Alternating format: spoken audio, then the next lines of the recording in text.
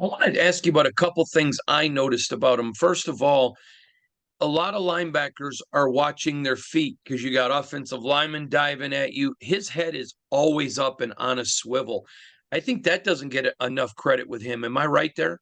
Yeah, he plays with tremendous technique across the board. And again, you go back to his in-depth knowledge of the game and the position he plays, understanding what offenses are trying to do to him and trying to do to his teammates on the defensive side of the ball. He's great at his film study, his overall mental preparation, and he's probably one of the better space tacklers we've had at Mm. NC State. He does a tremendous job tackling in space. And his head coach, Dave Dorn, who was a former defensive coordinator himself, he says Drake plays angles, and he has a in-depth understanding the importance of angles when he's trying to tackle somebody. So rarely do you see somebody run out of a tackle. And again, he may not be the quickest guy in the world, but he finds a way to get people on the ground, even quicker athletes than himself, because again, that his ability to understand the importance of angles when it comes to tackling, and he's always received a lot of praise for that. And I thought he should have been ACC Defensive Player of the Year last fall. A lot of the analysts in our league, the TV analysts who played the game, they too thought he was the best defensive player in the ACC. He wasn't named ACC Defensive Player of the Year. Obviously, there are a lot of great defensive players in the league, but he was as productive as any linebacker in the ACC really over the last couple of years.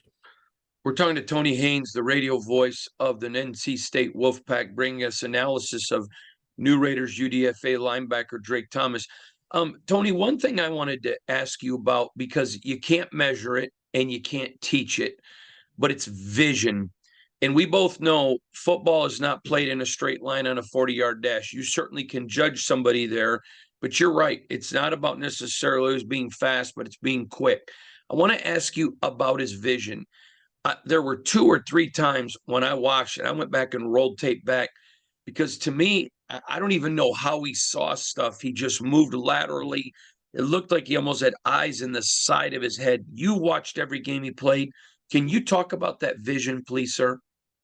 Yeah, offenses, they show you a lot of eye candy and Mm-hmm. try to play tricks with your vision. But I think Drake's tremendous vision goes back to his preparation and those instincts. I know I'm kind of repeating myself, but that's the bottom line with him and the great technique that he plays with. He's just so solid across the board fundamentally.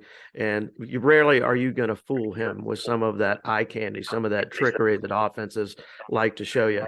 And again, it's just a tremendous job with his instincts and his overall preparation, and he always goes the extra mile with everything he does. After his freshman year, and he was a pretty good player as a freshman, but he did a self scout evaluation of what he needed to do to be a better player at the college level.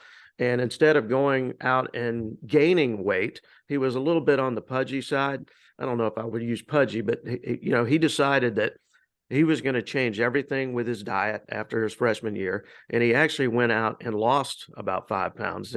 You said at the outset he's not the biggest guy in the world, but he felt like that he had to actually reshape his body, kind of tone up his body a little bit, and he did that not only with his work in the weight room, but also with the way that he totally changed his diet, and he looked like a totally different person going into his sophomore season.